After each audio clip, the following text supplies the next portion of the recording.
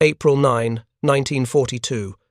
Major Takeo Nakamura stood at the entrance of Hospital No. 2 on Bataan Peninsula, staring at what victory looked like.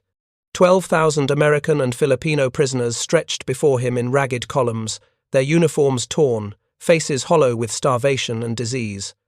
His orders were simple. March these men 70 miles north to Camp O'Donnell.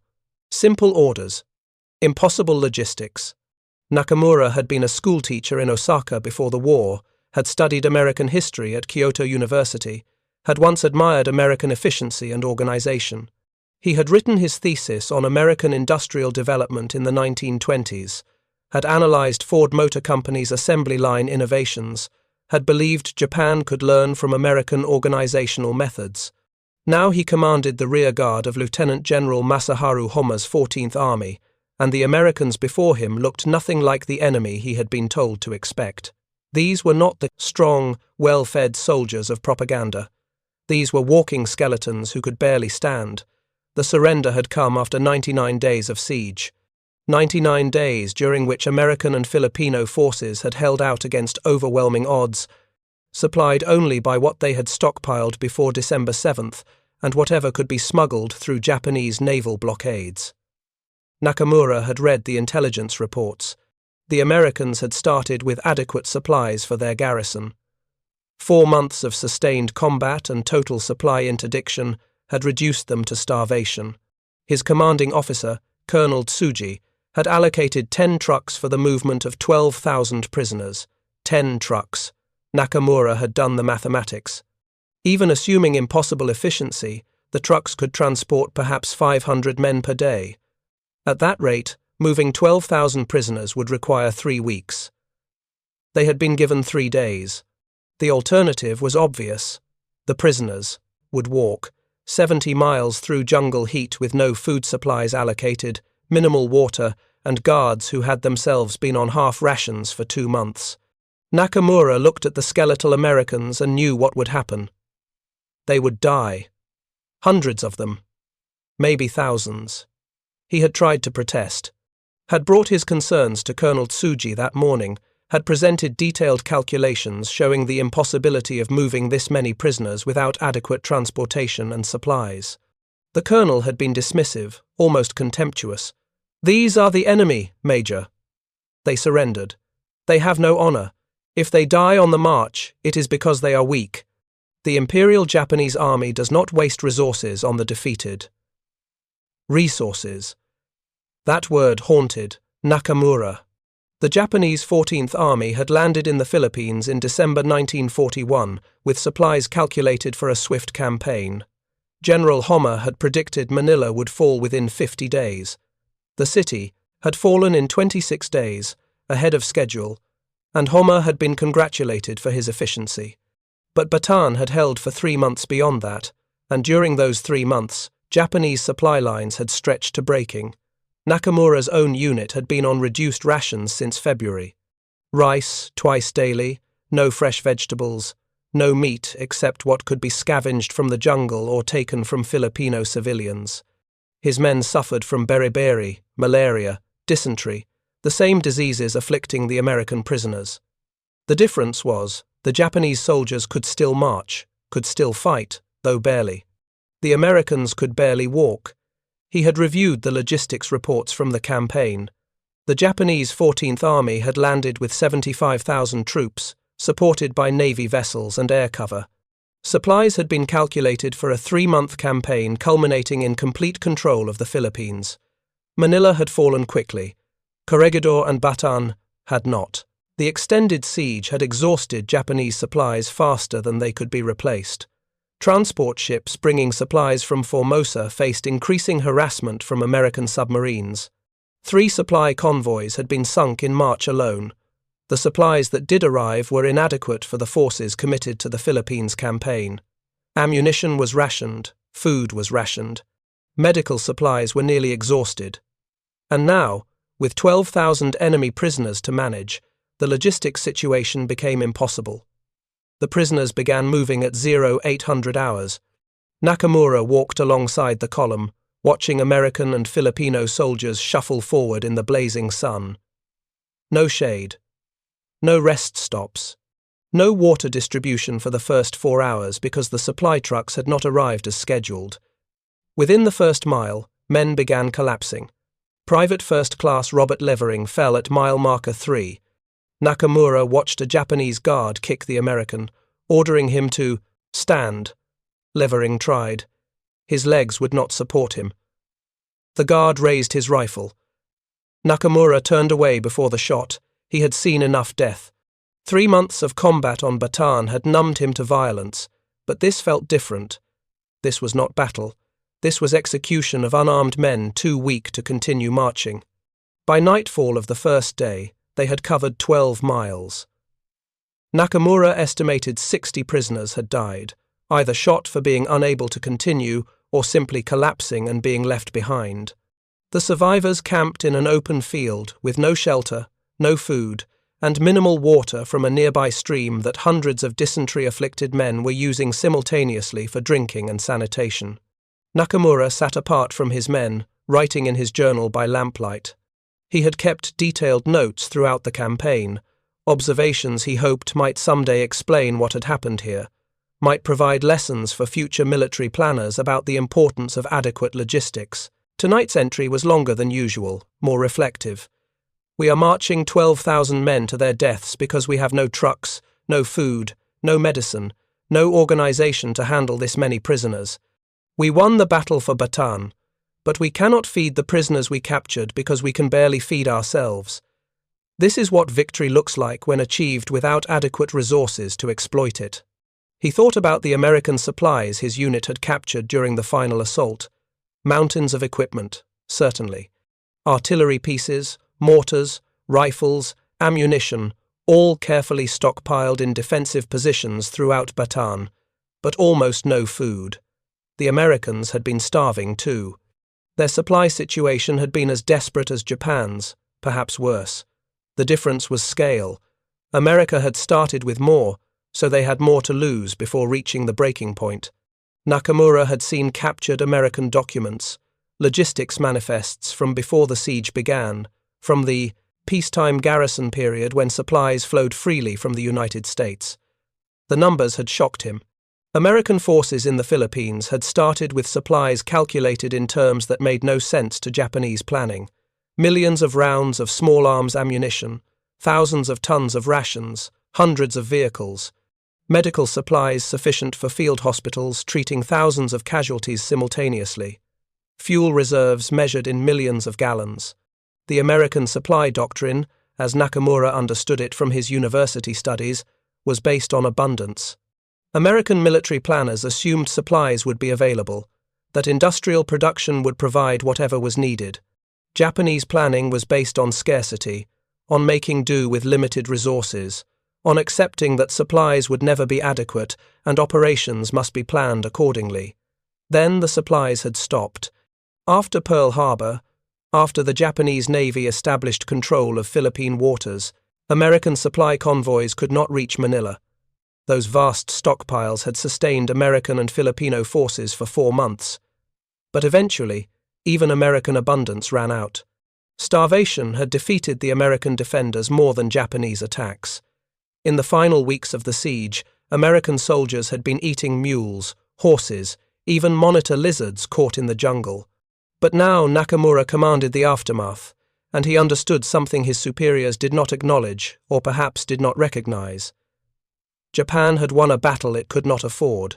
12,000 prisoners required food, water, medical care, transportation, guards, all resources the Japanese 14th Army did not possess. Every calorie given to prisoners was a calorie taken from Japanese soldiers.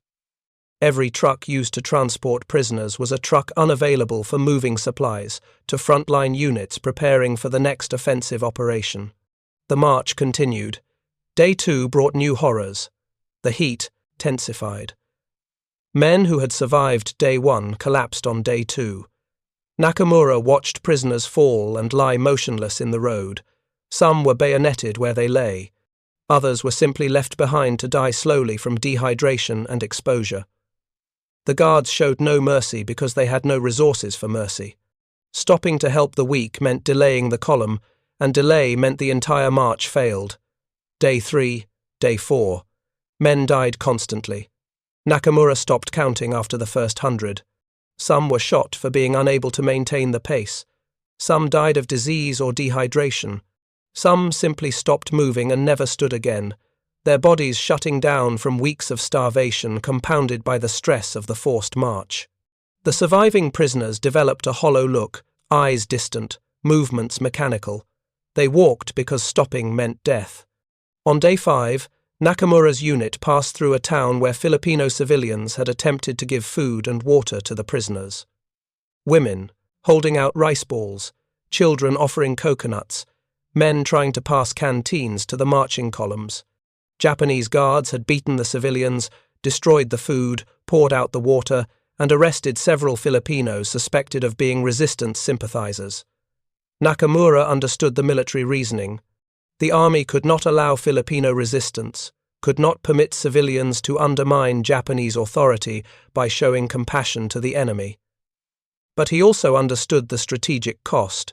Every act of cruelty created more resistance, more hatred, more determination among the Filipino population to resist Japanese occupation. His university studies had emphasized the importance of winning civilian support during occupation. The Japanese military government in Manchuria had failed partly because it never won Chinese civilian cooperation. Japanese propaganda spoke of liberating Asia from Western colonialism, of creating a greater East Asia co-prosperity sphere where Asian peoples would prosper under Japanese leadership. But here, in the Philippines, Japanese forces were demonstrating only brutality. The civilians watching this march, watching prisoners beaten and shot, watching their own people arrested for offering food, would never support Japanese rule. They would remember this barbarity for generations. The strategic goal of winning Filipino cooperation was being destroyed by tactical expediency driven by resource shortages. The prisoners reached Camp O'Donnell on April 15th, 6 days after the march began. Nakamura never learned the exact death toll from his column alone. Estimates ranged from 500 to over 1,000, but record-keeping had collapsed during the march. Another 26,000 prisoners from other surrender points had marched different routes, converging on the camp from multiple directions, and their death rates were similar or worse. The Bataan Death March, it would later be called. Nakamura knew it would define Japanese conduct in this war more than any battlefield victory. Inside Camp O'Donnell, conditions deteriorated further. The camp had been designed as a training facility for 5,000 Filipino troops. It now held over 60,000 prisoners, American and Filipino, crammed into barracks built for far fewer occupants. No adequate sanitation, no clean water source, no medical facilities equipped to handle the disease burden of thousands of men weakened by months of combat and starvation. Within the first week, prisoners were dying at rates exceeding 50 per day. Within 3 weeks, the death rate exceeded 200 per day. Dysentery, malaria, beriberi, all thrived in the overcrowded, unsanitary conditions. Japanese medical personnel were overwhelmed and, in any case, had minimal supplies to treat the sick. The camp commandant, Colonel Mori, made no effort to improve conditions. Prisoners were the enemy. If they died in captivity, it was their own weakness, not Japanese, responsibility. Nakamura requested transfer to a combat unit. He could not watch this anymore. His request was denied.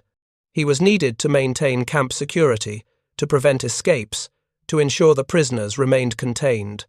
So he watched as the men who had survived the march died slowly in captivity. And he wondered if victory always looked like this, if Japan's concept of triumph necessarily included the slow death of defeated enemies from deliberate neglect. He thought about the Japanese prisoners held by Americans. Intelligence reports indicated they were treated according to Geneva Convention standards, fed adequately, provided medical care, housed in proper facilities.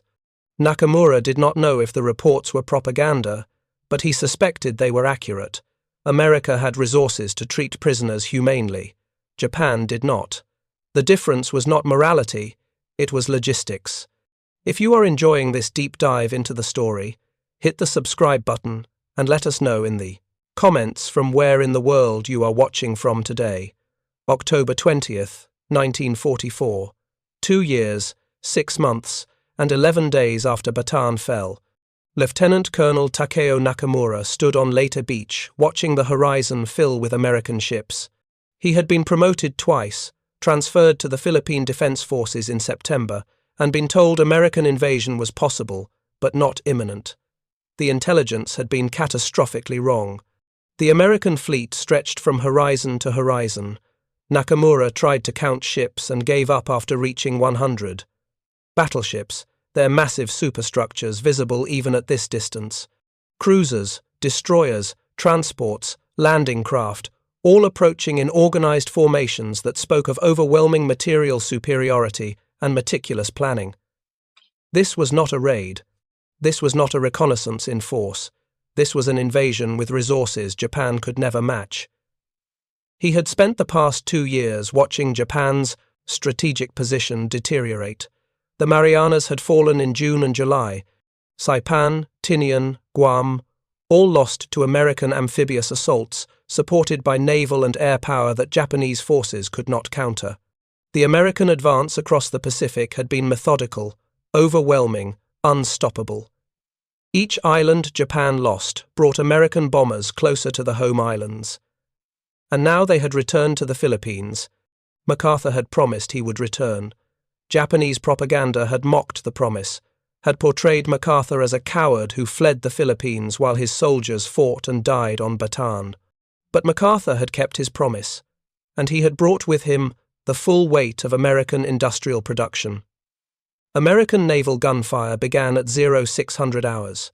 Nakamura had experienced artillery bombardment before, but nothing compared to this. The battleships fired 16-inch shells that created explosions visible from miles away, detonations that threw debris hundreds of feet into the air and left craters large enough to swallow entire buildings. The bombardment continued for 3 hours, systematically destroying every defensive position his regiment had prepared over the past month. Nakamura's regiment numbered 800 men at the start of the bombardment. They were positioned in concrete bunkers, log-reinforced trenches, and camouflaged fighting positions covering the most likely invasion beaches. They had laid mines, strung barbed wire, positioned artillery to provide interlocking fields of fire.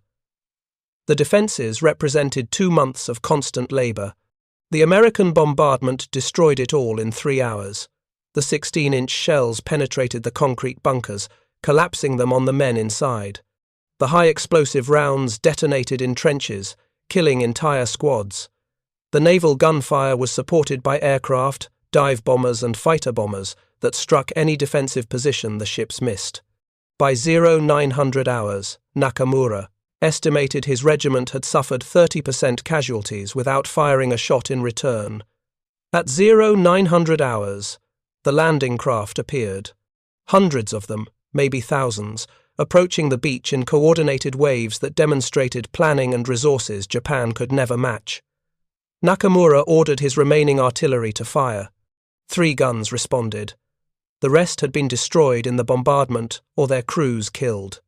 American counter-battery fire silenced those 3 guns within minutes, radar-directed naval gunfire that struck with precision impossible for Japanese artillery. The first American troops hit the beach at 0930. Nakamura watched through binoculars from his command post 2 miles inland. The Americans moved with practiced efficiency, establishing beachheads, bringing vehicles ashore, setting up supply points. Within 2 hours, American forces had landed thousands of troops, dozens of tanks, artillery pieces, trucks, jeeps, construction, equipment, all coming ashore in continuous waves. Nakamura remembered the Japanese landing in December 1941. The 14th Army had landed with 75,000 troops, supported by limited naval and air cover, and minimal heavy equipment. The American landing he was witnessing involved more troops, more vehicles, more supplies in the first wave than Japan had committed to the entire Philippines campaign. His radioman reported estimates from divisional headquarters. American invasion force was assessed at over 130,000 troops in the initial landing, with additional forces embarked in transports offshore waiting to land.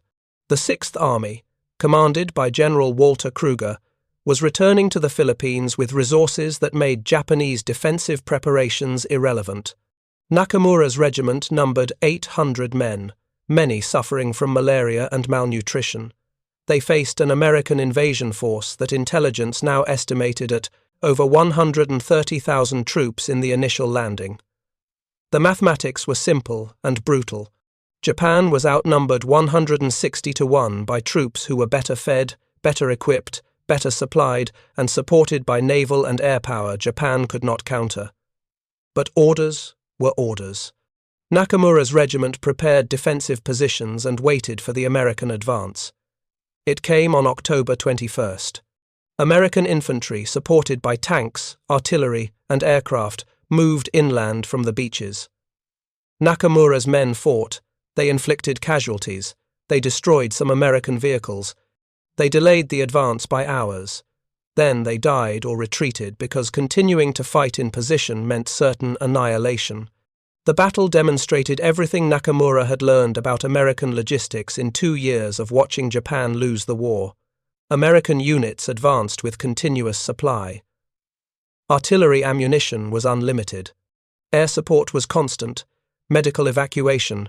Helicopters removed wounded soldiers within minutes of them being hit. The Americans fought with the certainty that whatever resources they needed would be provided. Japanese forces fought with the certainty that no supplies would arrive, no reinforcements would come, no resupply would reach them. Nakamura's regiment was on its own with whatever ammunition they carried, whatever food remained in their packs, whatever medical supplies had survived the initial bombardment. When they ran out, they would die or surrender. Those were the only options. By October 23rd, Nakamura's 800 men had been reduced to 300. They had fallen back 15 miles from the coast, fighting delaying actions, attempting to slow the American advance, buying time for other Japanese units to establish defensive positions further inland. American forces continued advancing with apparently unlimited supplies. Japanese forces continued dying with no hope of resupply. On October 25th, Nakamura witnessed something that crystallized his understanding of American material superiority. An American supply convoy, dozens of trucks, was bringing ammunition and food forward to advancing infantry units. Japanese aircraft, the few that still operated in the Philippines, attempted to attack the convoy. American fighter aircraft intercepted them, shot down 3 Japanese planes, drove off the rest. The convoy continued without pause. That single incident summarized the war. Japan could not interdict American supplies, even when American forces were at the end of a 6,000-mile supply line across the Pacific Ocean. America brought supplies from California across thousands of miles of open ocean, past islands still held by Japanese forces, and delivered them to combat units with such reliability that losing one convoy barely mattered. Japan could not supply its own troops 50 miles inland from friendly ports. Nakamura survived until November 2nd, when an American tank destroyer caught his command post with direct fire. He had been writing in his journal, documenting observations about American logistics and Japanese defensive inadequacy.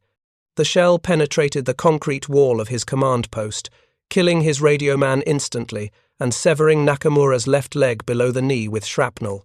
He was evacuated to a field hospital on Mindanao, where a Japanese surgeon amputated what remained of his leg.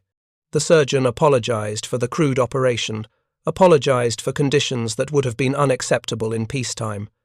"We have no anesthesia remaining, no proper surgical tools, no antibiotics.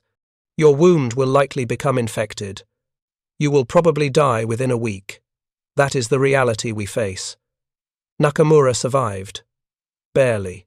He spent the rest of the war in a makeshift hospital, watching Japanese defensive positions collapse one by one as American forces advanced through the Philippines with overwhelming material superiority. The contrast with 1942 was absolute and ironic. Then, Japan had starved out American defenders through naval blockade. Now, American naval supremacy meant Japanese forces were the ones starving, the ones cut off, the ones dying slowly from lack of supplies. The numbers told the story more clearly than any battle report. In December 1941, Japan had invaded the Philippines with 75,000 troops supported by minimal logistics, planning for a swift campaign that would secure the islands before supply shortages became critical. By October 1944, America returned with over 200,000 troops in the initial invasion, with hundreds of thousands more in reserve, supported by logistics that never failed. Japan had captured the Philippines on a shoestring budget, gambling that swift victory would compensate for inadequate supplies.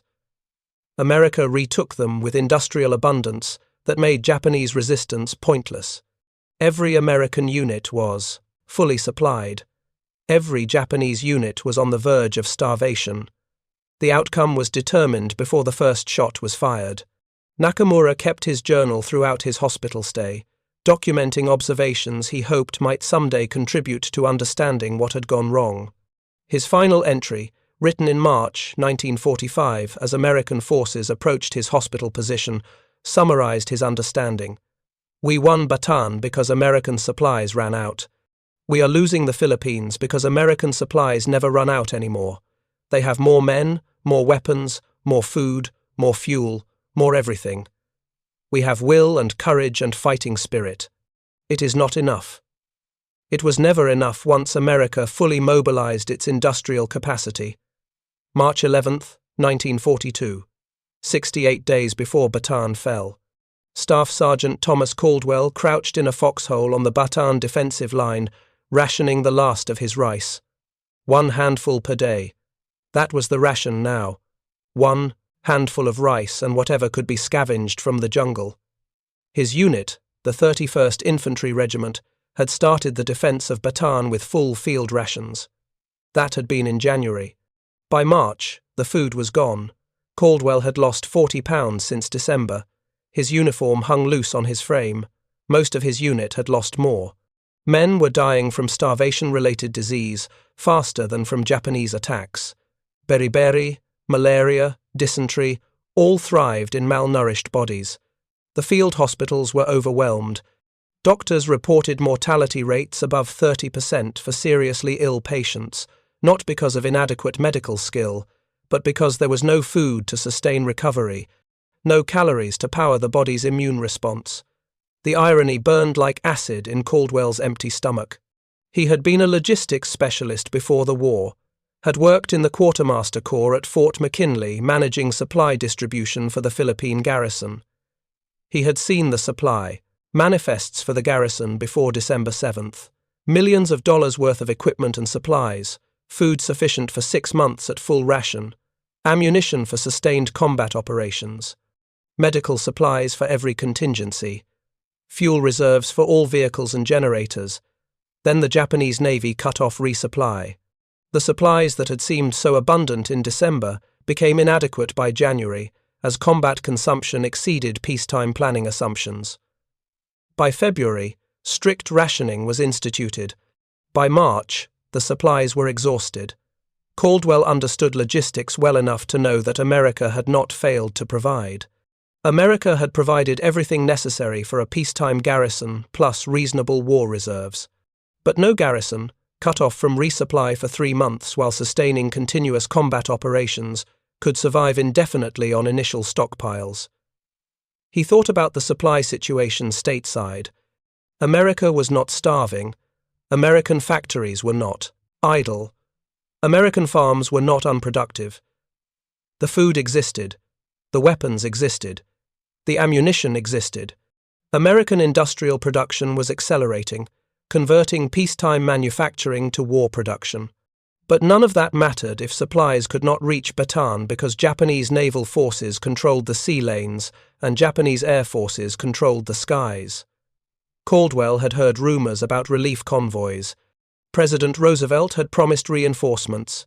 General MacArthur had assured the troops that supplies were coming, that the Pacific Fleet was preparing to break the blockade. But weeks passed, then months, and no relief arrived.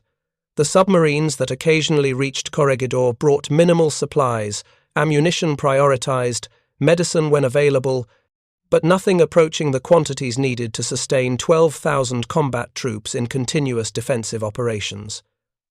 The mathematics were simple and brutal. His regiment consumed approximately 15,000 rations per day at full strength. A submarine could carry perhaps 3,000 rations in available cargo space after accounting for ammunition, fuel, and critical spare parts. One submarine run provided enough food for one regiment for 6 hours. 3 submarines per week, if that many could survive Japanese anti-submarine patrols, might provide enough calories to sustain the garrison at starvation-level rations indefinitely. But 3 submarines per week was impossible. Japanese naval forces made the supply runs too dangerous. On April 3rd, Caldwell's company commander assembled the unit for a briefing. Major Preston, from Indiana, who had fought through the entire campaign, who had led from the front, who had never shown weakness. Now he looked worse than his men, gaunt and trembling with malaria. His words were brief, each sentence requiring visible effort. "Gentlemen, we have received orders from General King to prepare for surrender. American and Filipino forces can no longer sustain defensive operations. Ammunition is critically low. Food is exhausted. Medical supplies are gone. Surrender will occur within days. Destroy any equipment that might be useful to the enemy. Prepare for captivity. I am sorry. We fought well. We held longer than anyone thought possible. But it is over." Caldwell felt relief more than despair. The fighting was ending. He would survive, probably. The Japanese would take prisoners, and prisoners at least received food according to Geneva Convention standards. It had to be better than starvation in the jungle fighting a defensive battle that could not be won. His naivety about Japanese treatment of prisoners would nearly kill him. The surrender occurred on April 9th. Caldwell was among 12,000 American and Filipino soldiers who laid down their arms and formed into columns for movement to prisoner of war camps. The first indication that something was wrong came immediately. No Japanese trucks arrived to transport prisoners. The column would march 70 miles to Camp O'Donnell in the north. The march began on April 10th. Caldwell was weak from months of malnutrition but could still walk. Many could not. Men collapsed within the first mile. Japanese guards ordered them to stand. Those who could not stand were bayoneted or shot. The march continued without pause for the fallen. First day, no food provided. No scheduled water stops. Men drank from ditches and streams contaminated with agricultural runoff and human waste. Second day, still no food. Minimal water from a creek where hundreds of prisoners filled canteens simultaneously. By evening of the second day, Caldwell understood this was not a prisoner movement. This was a death march. Third day brought scorching heat. Men died constantly. Caldwell helped carry weaker prisoners until Japanese guards ordered him to stop. Carrying the weak slowed the column. Slow prisoners were shot. The lesson was clear. Keep walking or die. Those were the only options. Fourth day, minimal rice distributed to prisoners who could still walk. Perhaps one handful per man, the same starvation ration Caldwell had been eating for the past month. But at least it was food. Men who had collapsed were given nothing. They died where they lay. By day 5, Caldwell understood something about his captors. The Japanese were not marching prisoners to a camp. They were marching them to death. But it was not entirely cruelty. The guards had no food to share because the Japanese army was itself starving. The trucks did not come because Japan had no trucks to spare. The brutality was partly sadism but also partly desperation. Japanese logistics could not handle 12,000 prisoners because Japanese logistics was already failing to supply its own combat forces. Caldwell survived the march. He was 24 years old. He had been relatively healthy before the surrender, at least compared to many prisoners. He could still walk when others collapsed. He reached Camp O'Donnell on April 16th, weaker, sick, traumatized, but alive. Approximately 700 others from his column were dead. The camp was hell. 60,000 prisoners in facilities designed for 5,000. No adequate sanitation, no clean water source, minimal food, perhaps 1 cup of rice per day when supplies arrived. Men died daily from disease. Caldwell contracted dysentery within a week, violent intestinal illness that should have killed him. He survived through luck and the care of fellow prisoners, who shared their microscopic rations, who carried him to the latrine when he was too weak to walk, who kept him alive through the worst of the illness. For 2.5 years, Caldwell remained a prisoner. He was transferred between camps as Japanese forces moved prisoners to different locations throughout the Philippines. He was forced into labor details, mining, dock work, road construction, always under brutal conditions with minimal food. He survived by focusing on small goals. Survive today, make it to tomorrow, one day at a time.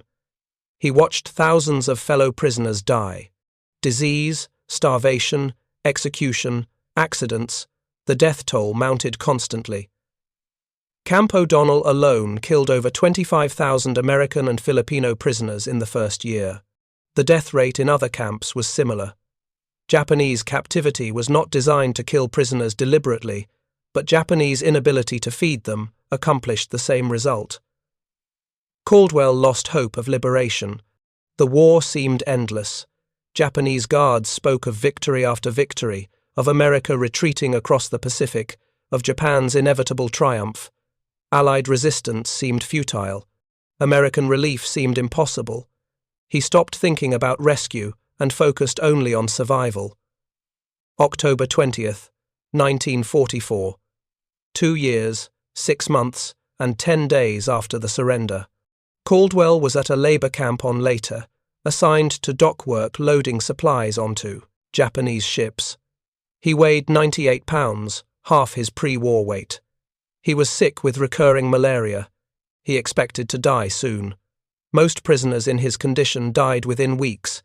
The morning began normally. Prisoners assembled for work detail. Guards conducted roll call. Then the bombardment began. American naval gunfire. The sound was unmistakable to anyone who had experienced American artillery. Caldwell recognized it immediately. His first thought was that he would die in the bombardment, killed by friendly fire. His second thought was that Americans were returning to the Philippines. The guards became agitated, confused. Orders were contradictory. Some guards ordered prisoners to take shelter. Others ordered them to continue working. The bombardment intensified. Then the guards fled, abandoning their posts, running inland to escape the naval gunfire. Within hours, American infantry reached the camp. Caldwell stood at the camp gate, skeletal, barely able to walk, and watched American soldiers approach. They were clean, well-fed, equipment in good condition. They looked impossibly healthy compared to prisoners who had survived 2.5 years of starvation. A young lieutenant, probably 23 or 24 years old, stopped and stared. "Jesus Christ!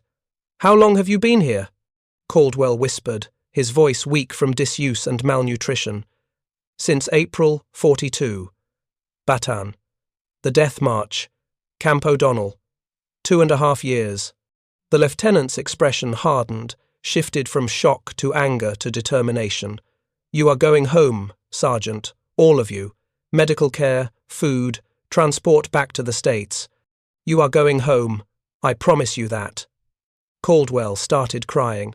For the first time since the surrender, for the first time in 2.5 years of hopelessness, he believed liberation might actually happen. The Americans had returned. They had not forgotten. They had not abandoned the prisoners. The American forces did not just liberate. They transformed the landscape with logistical efficiency that demonstrated everything Caldwell had believed about American industrial capacity before the war. Within days of the Leyte invasion, supply depots appeared containing more food, medicine, and equipment than Caldwell had seen during the entire defense of Bataan in 1942. Truckloads of supplies arrived constantly, not occasionally, not sporadically, constantly. American logistics operated with efficiency Caldwell recognized from his quartermaster training, but at scales that dwarfed anything from peacetime or the early war period. Field hospitals treated not just combat casualties but liberated prisoners, providing medical care that saved lives Japanese captivity had nearly destroyed. Caldwell gained 20 pounds in the first month after liberation, fed from American rations that seemed unlimited compared to the starvation of the previous 2 years. He received treatment for malaria, dysentery, beriberi, all the diseases Japanese camps had allowed to flourish.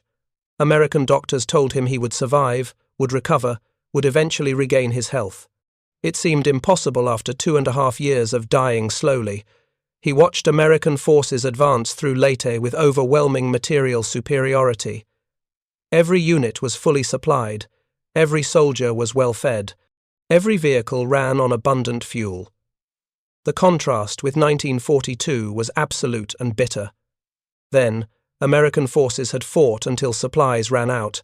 Now, American forces fought with supplies that never seemed to diminish. The logistics officer in Caldwell observed and analyzed.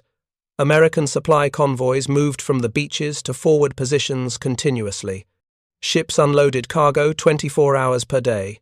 Supply depots received, sorted, and distributed materiel with industrial efficiency. The entire operation ran like a factory. Mass production applied to military logistics. He asked one supply sergeant about the source of all the supplies. "Where does it all come from? How do you keep it flowing?" The sergeant, from Nebraska, a farmer before the war, seemed puzzled by the question.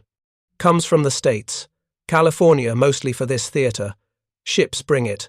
We unload it. Trucks take it forward. Simple as that. Simple." To the sergeant, it was simple. To Caldwell, who had watched supply failures destroy American defenses on Bataan, who had starved for 2.5 years because Japanese logistics could not feed prisoners, the American supply operation was a miracle of industrial organization. Caldwell returned to the United States in January 1945 aboard a hospital ship. The voyage took 3 weeks. He spent the time recovering, eating regular meals, receiving medical treatment for lingering effects of starvation and disease. By the time he reached San Francisco, he had gained 40 pounds and regained strength enough to walk without assistance. His debriefing at the Presidio included detailed questions about camp conditions, Japanese treatment, prisoner of war experiences, and the death march. Caldwell provided everything he remembered. Names, dates, locations, atrocities witnessed, fellow prisoners who had died. The intelligence officers recorded it all meticulously. War crimes tribunals would use this testimony later. Men would hang because of what Caldwell and thousands of other prisoners reported about their treatment. But what stayed with Caldwell was not just the cruelty, not just the deliberate brutality of some guards or the systematic neglect that killed thousands. What stayed with him was the waste, the pointless waste of it all. 12,000 American and Filipino soldiers had surrendered on Bataan, not because they were defeated tactically, but because they had no food, no ammunition, no supplies to continue fighting. If those supplies had reached them, if resupply had been possible, they would have continued fighting. The defense might have held months longer. The prisoners might never have experienced the death march and the camps. And 2.5 years later, America returned with supplies so abundant that Japanese resistance was irrelevant. The same nation that could not supply one garrison in 1942 brought 200,000 troops with full logistics support in 1944. The industrial capacity had always existed. The question had been organizing it, mobilizing it, and applying it to the specific problem of supplying forces across 6,000 miles of Pacific Ocean. Caldwell spent the rest of his life thinking about that, about how close the war had come to being lost in the Philippines, about how American industrial power, once fully mobilized and properly organized, had made Japanese defeat inevitable, about the thousands who died on Bataan and the Death March because supplies had not arrived soon enough in 1942. He never blamed MacArthur for leaving. Never blamed Roosevelt for being unable to provide relief. Never blamed military leadership for the surrender. The simple fact was that in early 1942, America was not yet ready to fight the war its industrial capacity would eventually win.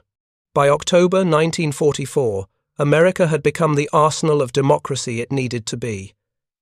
If you find this story engaging, Please take a moment to subscribe and enable notifications. It helps us continue producing in-depth content like this.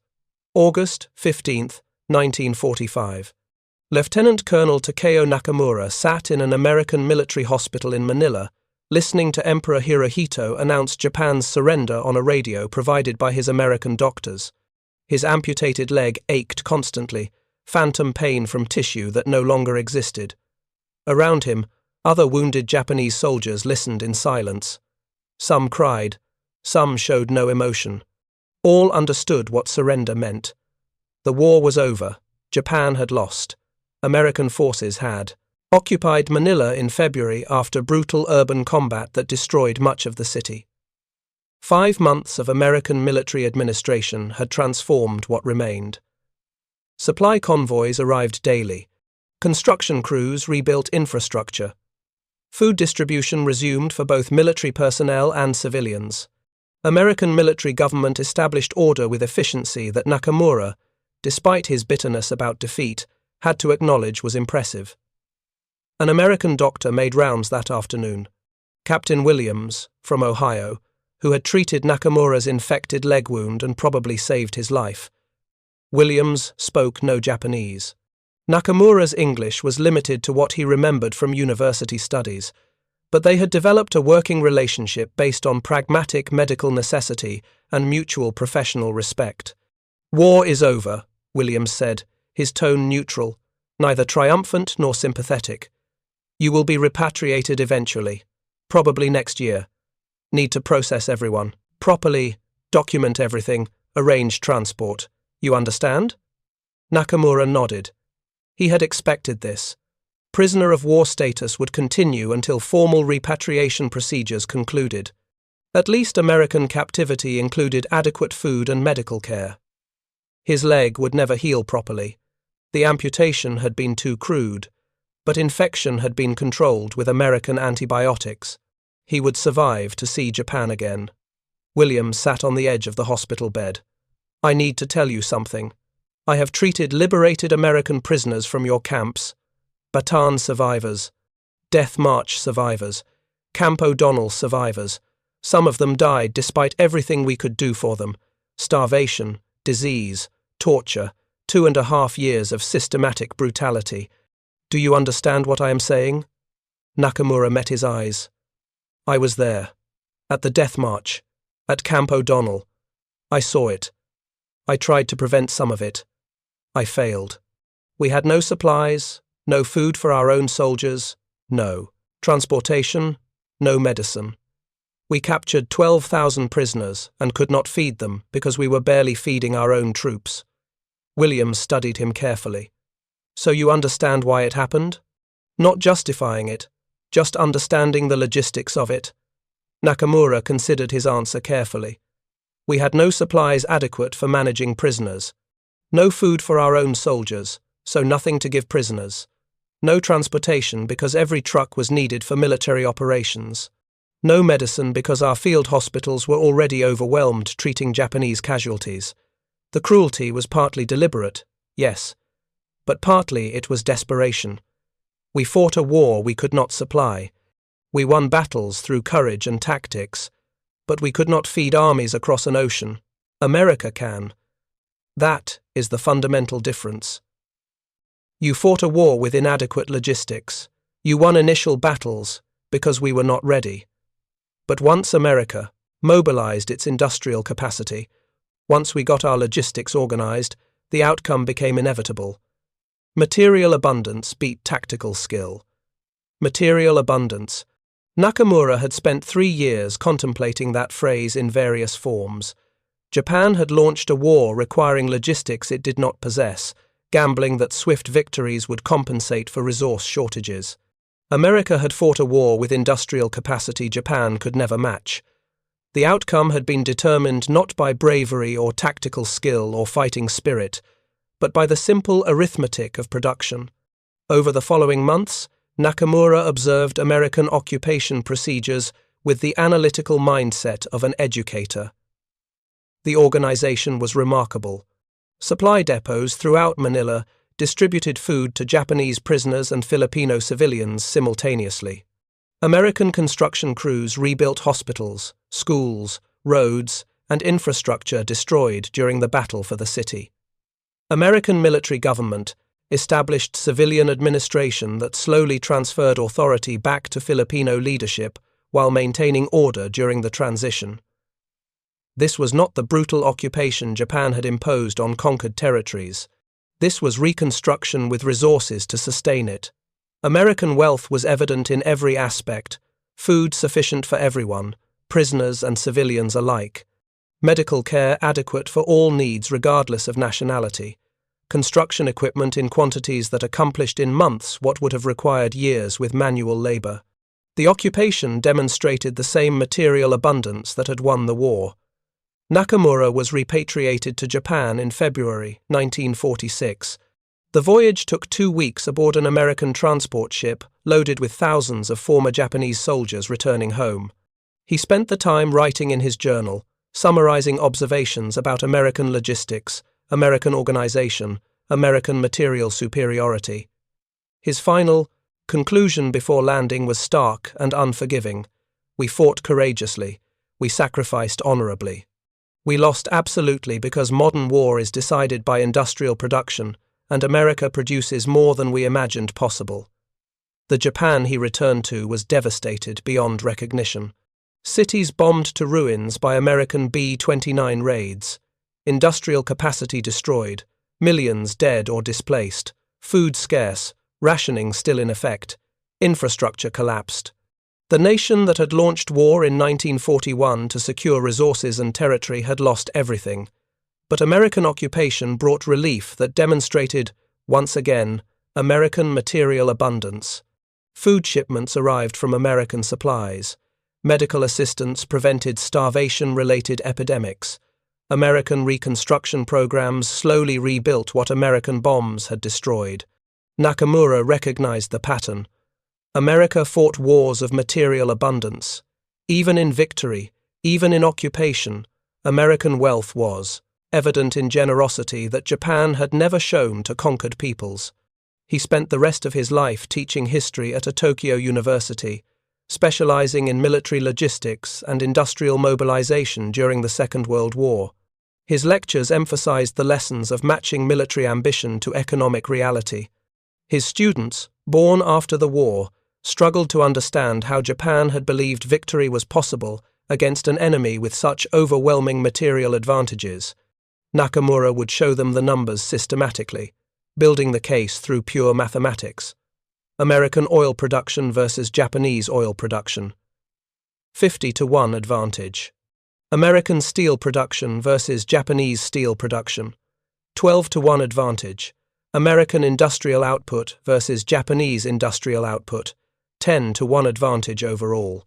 In every category that mattered for sustained modern warfare, America possessed advantages so overwhelming that Japanese tactical skill could never compensate. Japan had fought with courage and sacrifice and tactical innovation. America had fought with abundance and production and logistical sustainability. Which side would inevitably win? The mathematics provided the answer before the first shot was fired at Pearl Harbor. Japan could win battles. America would win the war. The only question was how long it would take, and how many would die before Japan accepted the inevitable. Thank you for watching. For more detailed historical breakdowns, check out the other videos on your screen now, and don't forget to subscribe.